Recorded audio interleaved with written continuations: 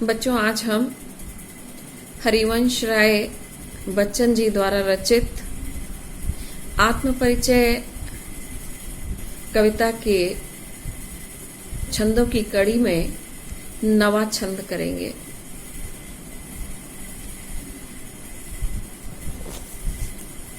हरिवंश राय बच्चन जी अपनी काव्य रचनाओं में भावना को प्रमुखता देते हैं। वो सांसारिक बंधनों को नहीं मानते और जो ये संसार में शुष्कता और नीरसता है वो उन्हें अच्छी नहीं लगती। और यही कारण है कि इस समय, जबकि जीवन की भागदौड़ में आपाधापी के कारण सब लोग एक दूसरे से आगे निकलने के लिए व्याकुल हैं, हर कोई जीवन की इस प्रतियोगिता को जीत लेना सा जान पड़ता है। ऐसे में अपने सपनों के संसार के साथ जीना, अपनी कल्पनाओं पर आधारित जीवन शैली को अपनाना, जो हरिवंश राय बच्चन जी का जीवन दर्शन है, वो इस दौर में एक मजाक का विषय लग सकता है। परंतु वास्तविकता ये है कि आज जबकि एक जड़ संस्कृति का प्रभाव और प्रसार दिखाई देता है, ऐसे में हमारे आहत मन को शीतलता यही भावना दे सकती है। निश्चल, निस्वार्थ, निष्कपट जो प्रेम की भावना है, वही हमारे जड़ हृदयों को शांति प्रदान कर सकती है, शांति का लेप लगाने में सफल हो सकती है और हमारे आहत मन फिर से आनंद की अनुभूति कर सकते हैं। चलिए नवा छंद करते हैं। मैं रोया इसको तुम कहते हो गाना, मैं फूट पड़ा तुम कहते छंद बनाना। क्यों कवि कहकर संसार मुझे अपनाए, मैं दुनिया का हूं एक नया दीवाना। यहां पर कवि कहते हैं कि मैं रोया इसको तुम कहते हो गाना, कि जिन्हें तुम आज मेरे गीतों की संज्ञा दे रहे हो, वास्तव में वो गीत गाने के उद्देश्य से नहीं लिखे गए। वो तो मेरे हृदय का रुदन है, मेरी आंतरिक पीड़ा है, जो मेरे गीतों के रूप में प्रकट हुआ है। देखो बच्चों, इस काव्यांश में बच्चन जी ने अपनी जो सूफियाना मस्ती है उसको अभिव्यक्त किया है। कभी बहुत शांत, शीतल और मधुर वाणी में अपने मन की व्यथा को प्रकट करते हैं। वो कहते हैं कि मैंने विरह की पीड़ा जनित रुदन को जब अभिव्यक्त करने की चेष्टा की तो लोगों ने उसे मेरा गीत गाना निरूपित किया। इसी तरह से मैं फूट पड़ा तुम कहते छंद बनाना, और जब मैं वियोग की आंतरिक पीड़ा से विह्वल हो गया तो उसे लोगों ने छंद रचना का नाम दिया। अर्थात कवि को किसी भी दृष्टि से ये स्वीकार्य नहीं है कि उसका जो हृदय का रुदन और उसकी जो चित्कार है उसे गीतों का नाम दिया जाए, अथवा जो उसकी आंतरिक पीड़ा की विवलता है उसे लोग छंद रचना का नाम दें, क्योंकि वो तो प्रेम के आवेग से भरकर पूरे उन्माद के साथ शब्दों के रूप में काव्य रचना का रूप धारण कर अभिव्यक्त होता है। इसलिए कवि ये नहीं चाहता कि जो उसका उन्माद है उसे नव छंद की संज्ञा दी जाए। वास्तविकता तो ये है कि जो कवि के हृदय का क्रंदन है उसने ही छंदों का रूप धारण किया है। इसलिए कवि ये कहता है कि ये जो दुनिया है, ये संसार के लोग हैं, ये मुझे निरर्थक ही व्यर्थ ही कवि कहकर मुझे सम्मान देते हैं, क्योंकि जो मेरे हृदय का रुदन है, जो मेरा चीत्कार है, जो मेरी आंतरिक पीड़ा है, उसकी विवलता ही छंद रचना का, गीतों का रूप धारण कर लेती है। इसलिए ये जो संसार के लोग मुझे कवि रूप में निरूपित करते हैं, मुझे इस पर आपत्ति है। क्यों कवि कहकर संसार मुझे अपनाए। मैं पहले भी बता चुकी हूं कि कवि को इस बात की आपत्ति है कि इसके हृदय की पीड़ा, उसके हृदय का रुदन और उसकी वियोग की जो आंतरिक पीड़ा की विह्वलता शब्दों का रूप धारण करके काव्य रचना में परिवर्तित हो जाती है, उसे छंद रचना कहना, उसे कवि का गान कहना कवि के लिए आपत्तिजनक है। वास्तविकता तो यह है, मैं दुनिया का हूं एक नया दीवाना। कवि तो ये कहता है कि वास्तविकता तो ये कि इस संसार में जितने भी दीवाने आए हैं, मैं उन सबसे अलग हूं। मैं एक प्रेम दीवाना हूं। मेरा जो हृदय है वो प्रेम की मस्ती से परिपूर्ण है, भरा पूरा है। इसलिए मैं संसार वासियों से ये अपेक्षा नहीं करता कि वो मेरे इस हृदय के रुदन को, मेरे चीत्कार को, मेरी अंतर्जनित आंतरिक पीड़ा को काव्य रचना की संज्ञा दे, क्योंकि मैं तो एक दीवाना हूं, प्रेम का दीवाना हूं, प्रेम की मस्ती से परिपूर्ण हूं। इसलिए मैं कवि नहीं हूं। मेरे हृदय की पीड़ा को, मेरे वियोग की पीड़ा को, मेरी आंतरिक जनित पीड़ा को, की विवलता को काव्य रचना की संज्ञा देना सही नहीं। बच्चों, अभी हमने जो नवा चंद किया उसमें कवि ने ये कहा है कि मैं दुनिया का हूं एक नया दीवाना। कवि स्वयं को कवि नहीं कहलवाना चाहता, वो अपने को दीवाना कहना चाहता है।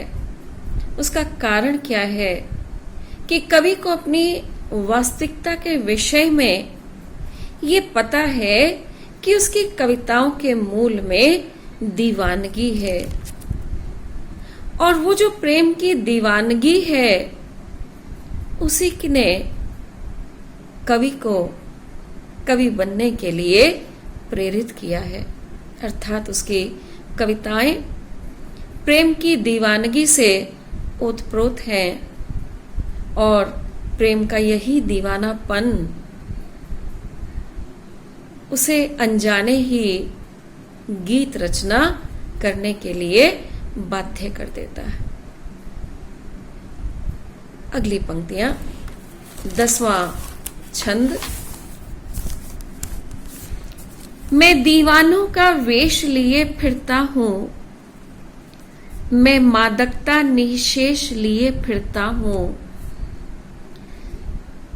जिसको सुनकर जग झूमे, झुके लहराए, मैं मस्ती का संदेश लिए फिरता हूं। निशेष अर्थ शब्द का अर्थ है पूर्ण अथवा संपूर्ण। देखो बच्चों, इस संसार में अनगिनत कष्ट हैं। असंख्य कष्टों का सामना करते हुए हम अपने जीवन पथ पर आगे बढ़ते जाते हैं और उस जीवन पथ पर आगे बढ़ने के लिए जो प्रेरक तत्व है वो है प्रेम और मस्ती की दीवानगी। जब हमारे जीवन से ये प्रेम और मस्ती की दीवानगी अलग हो जाती है तो उस जीवन पथ पर चलना हमारे लिए असहनीय हो जाता है, क्योंकि न जाने संपूर्ण जीवन में कौन से कष्ट, कौन कौन सी पीड़ाएं अलग अलग प्रकार से हर व्यक्ति को आहत करती हैं। परंतु यदि हमारे जीवन में मस्ती का मूल भाव हो, प्रेम का दीवानापन हो, तो हम जीवन पथ पर उत्साहपूर्वक आगे बढ़ते जाते हैं। तो मैं दीवानों का वेश लिए फिरता हूं, मैं मादकता निशेष लिए फिरता हूं। जो पहली बात हमने पहले पद से ही जानी थी कि कवि के जीवन में प्रिय का अभाव है, सभी सांसारिक दायित्वों को निभाता हुआ कवि अपने कर्तव्य पथ पर आगे बढ़ रहा है और लोगों की आलोचना, उसकी निंदा का उसकी जीवन शैली पर कोई प्रभाव नहीं पड़ता। वो तो खुले दिल से प्रेम की भावना को स्वीकार करता है, निजी प्रेम की कुंठा से ग्रस्त नहीं होता, बल्कि सार्वजनिक रूप से स्वीकार करता है। तभी कभी ये संदेश देता है कि ठीक है, इस संसार में अनगिनत कष्ट हैं, परंतु उन सब को सहते हुए हमें प्रेम और मस्ती और आनंद के साथ जीवन पथ पर आगे बढ़ते रहना चाहिए, क्योंकि जीवन चलने का नाम है, रुकने का नाम नहीं। कवि कहता है, मैं संसार में दीवानों का वेश लिए विचरण करता रहता हूं। दीवाना कौन होता है? मस्त। और ये जो मस्ती है, प्रेम और आनंद की, विरह की पीड़ा है, आंतरिक व्यथा है, वेवल है कवि, परंतु जो प्रिय मिलन की मस्ती और आनंद है वो उसे आगे बढ़ने के लिए प्रेरित करती है। तभी कवि कहता है, इस संसार में मैं दीवानों का वेश लिए फिर घूमता रहता हूं और जो मेरी भावनाएं हैं और जो विचार है वो कभी ना समाप्त होने वाली मादकता से ओतप्रोत है। जो कवि के जीवन का नशा है, जो उसका उत्साह है, वो उसके आनंद की भावना को कभी भी समाप्त नहीं करता। और कवि अपनी इसी मस्ती में ऐसी कविताओं की रचना करता है जिन्हें सुनकर सभी संसारवासी झूमने लगते हैं और उसके संदेशों को नमन करते हैं। कवि कहता है कि मेरी ये जो प्रेम की मस्ती और दीवानगी से परिपूर्ण कविताएं हैं, इसको सुनकर लोग झूमते हैं, आनंदित होते हैं, झुकते हैं, अर्थात उसके संदेशों को नमन करते हैं, उसकी कविताओं का खुले हृदय से स्वीकार करते हैं और श्रोता गणों का जो मन मयूर है, कवि की दीवानगी से परिपूर्ण कविताओं को सुनकर नृत्य करने लगता है। और मन मयूर कब नृत्य करता है? जब हम आनंदित होते हैं। तो इसीलिए कवि कहता है कि ये जो मेरे मादकता से ओत प्रोत गीत हैं, उनको सुनकर इस संसार के लोग झूमते हैं, अर्थात आनंदित होते हैं, झुके सम्मान देते हैं, लहराए और उसकी काव्य रचनाओं का स्वागत करते हैं। इसीलिए कवि को आशा है कि ये जो उसकी प्रेम और मस्ती से परिपूर्ण काव्य रचनाएं हैं, वो उसके श्रोता गणों को, उसके पाठक गणों को आत्मिक आनंद भी प्रदान करने वाली सिद्ध होंगी। इसीलिए कवि ये नहीं चाहता कि संसार के लोग उसे कवि के रूप में स्वीकार करें। वह तो स्वयं को एक प्रेम का दीवाना बताता है, क्योंकि कवि केवल काव्य रचनाओं से संसार में प्रसिद्धि पाना नहीं चाहता। काव्य रचनाओं पर आधारित प्रसिद्धि प्राप्त करना उसका जीवन लक्ष्य नहीं है। वह तो इन संसारवासियों को प्रेम और मस्ती का संदेश देना चाहता है। कवि अपने मन की पीड़ा को जताकर सहानुभूति प्राप्त करने का आकांक्षी नहीं है। वह तो अपने हाव भाव और व्यवहार से कविता में मस्ती और दीवानगी लिए जी रहा है, अर्थात उसकी कविताएं दीवानगी, मस्ती और प्रेम के व्यवहार से परिपूर्ण है। इसलिए हम ये कह सकते हैं कि कवि की दृष्टि में एक कवि के रूप में प्रसिद्धि पाने से अधिक श्रेयस्कर एक प्रेम दीवाने के रूप में सभी के हृदयों में घर कर जीना है। कवि के रूप में प्रसिद्धि पाना नहीं चाहता, बल्कि वह चाहता है कि उसकी काव्य रचनाएं सबके हृदयों में स्थान पाएं और ये जो भावुकता से ओत प्रोत उसकी काव्य रचनाएं हैं, वो लोगों को आनंद प्रदान करने के लिए हैं, उन्हें मस्ती का संदेश देने के लिए हैं। यही कवि की भावनाएं, विचार, जीवन दर्शन उसकी काव्य रचनाओं के माध्यम से अभिव्यक्त होता है। इसीलिए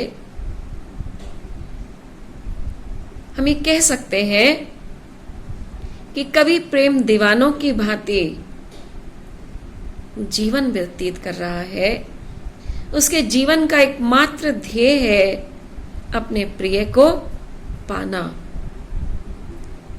और ये प्रिय की प्राप्ति मैं पहले भी बता चुकी हूं कि ये प्रिय उसकी पत्नी भी हो सकती है, ये प्रिय उसका कोई सहृदय व्यक्ति भी हो सकता है, और ये प्रिय ईश्वर भी हो सकता है, परमात्मा भी हो सकता है। धन्यवाद।